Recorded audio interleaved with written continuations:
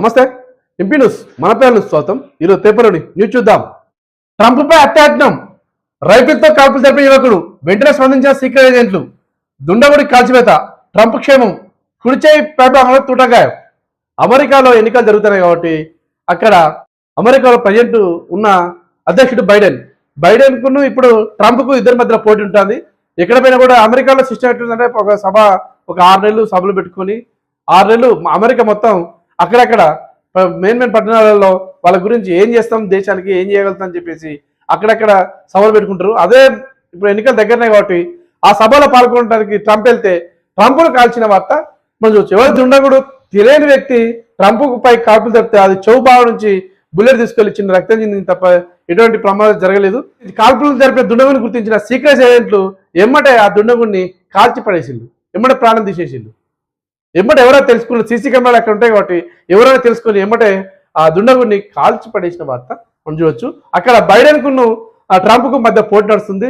ట్రంప్కి ఎక్కువ విజయావకాశం ఎట్లా గెలవద్దని చెప్పేసి ఎవరు ప్లాన్ చేసి కదా ముందు వెళ్తే కానీ ఇప్పుడైతే ట్రంప్ కాల్పు జరిపితే ఆ దుండగుడిని పట్టుకొని కాల్చి చంపిన వార్త మనం చూడవచ్చు. ఇక అదేసిన వంతు సోమేశ్వర్ జోషి విలయాన జరిగింది వాటి మీరు అసలు వీళ్ళు ప్లాన్ ఇచ్చిల్లా, అసలు మీరు కూడా పాల్గొనరాలా, వాళ్ళు ఏం చెప్పి దాన్ని తలకాయ పిల్ల వీళ్ళు కాదు ఇది ఏం చెప్పిల్లని చెప్పేసి వీళ్ళను ఐఏఎస్ల వంతు ఇప్పుడు వచ్చిన వార్త మనం చూడవచ్చు.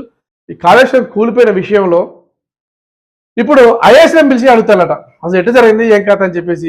ఈ జోషిను ఇంకా ఇంతకు సోమేష్ కుమార్, ఇంతకు మాజీ CEO సోమేష్ కుమార్ను స్మితా అగర్వాల్ వీళ్ళని కూడా అడిగితే వీళ్ళని కూడా మొత్తం 4 వాస్తవంగా హెలికాప్టర్లు ఎవరు పోతారు, రాజకీయ నాయకులు, ముఖ్యమంత్రులు, మంత్రులు పోతారు. స్మితా అగర్వాల్ కూడా హెలికాప్టర్ మెయింటైన్ చేసి అప్పుడు పోయింది, హెలికాప్టర్లో పోయింది, పోయి అంత అది చేసింది అన్నట్టు.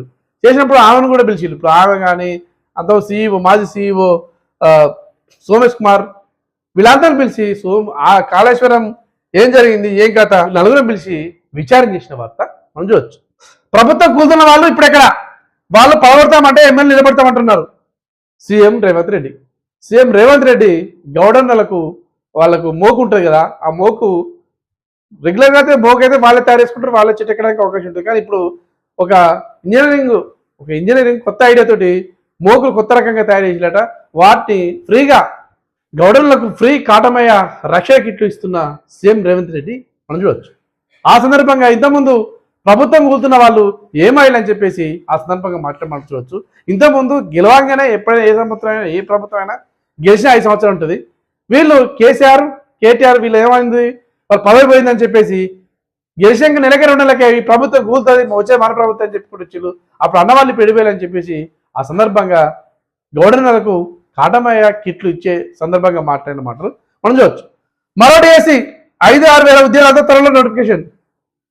ఇంతకుముందు గవర్నమెంట్ ఏ డిఎస్సీ లేకుండా వాయిదాల మీద వాయిదా తీసుకొచ్చింది. మేము మాత్రం మరో డిఎస్సీ చేస్తాం, ఒక డిఎస్సికి నోటిఫికేషన్ ఇచ్చింది.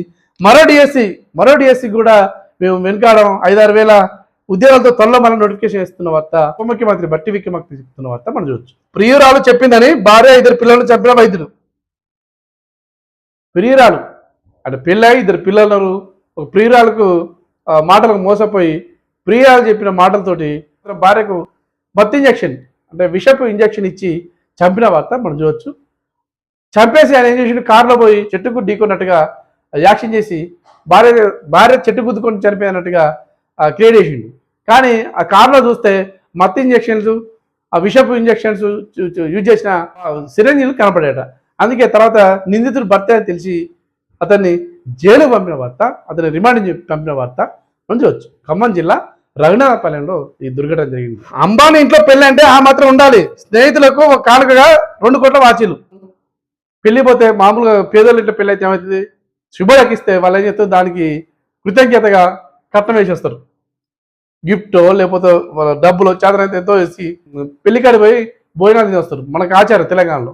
కానీ అంబానీ పెళ్లికి పిలిచిన వాళ్ళకు గిఫ్ట్గా ఏమిచ్చినట అతనే ఉల్టాగా అంబానే 2 కోట్ల వాచ్ ఇచ్చిందట. రిచ్గా పెళ్లి చేయడం అనుకుంటాం మరి ఇట్లా ఏ విధంగా తెలియదు. కానీ వచ్చిన వాళ్ళకు గిఫ్ట్గా ఎవరైతే అతిథిగా వచ్చిలో వాళ్ళకు 2 కోట్ల వాచ్ ఇచ్చిన వార్త మనం చూడవచ్చు.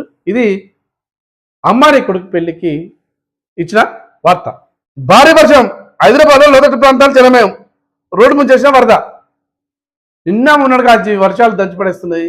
ఇది మాత్రం ములుగు జిల్లా వాజేడ్లో జలపాతంలో కేరింద్ర కొడుతున్న పర్యటనను మనం చూడొచ్చు. నడి రాత్రంతా రోడ్డు మీద తిప్పి తిప్పి వివాహితపై సామూహిక అత్యాచారం. భర్తపై పోలీస్ స్టేషన్లో ఫిర్యాదు చేసి వెళ్తుంటే దారుణం. ఈ ఘటన అల్వాల్ తూప్రాన్ మధ్య జరిగింది. అల్వాల్ కాడ భార్య భర్తల గొడవ ఉంటే భర్తపై కాంప్లైంట్ ఇద్దామని పోలీస్ స్టేషన్ వచ్చిన మహిళ కాంప్లైంట్ ఇచ్చిన తర్వాత మళ్ళీ ఈ ఇంటికి వెళ్తున్న దారిలో ఉబేర్ను బుక్ చేసుకుందట. ఉబేర్ బుక్ చేసుకుంటే ఏమంటే ఉబేర్ వచ్చింది.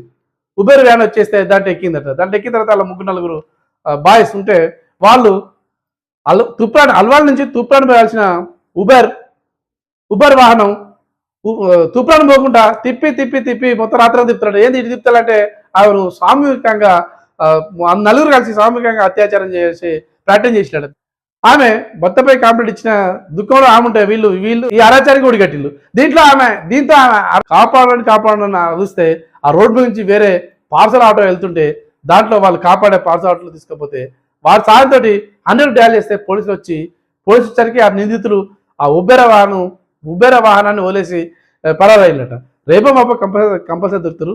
లేడీస్ ఎవరైనా కూడా చీకటి పడితే బయటికి వెళ్ళి ఈ ప్రైవేట్ వాహనం బుక్ చేసుకుంటే ఇట్లాంటి తిప్పలు ఉంటాయి కాబట్టి చాలా జాగ్రత్తగా ఉండాలి. ఇవి ఈరోజు వార్తలు.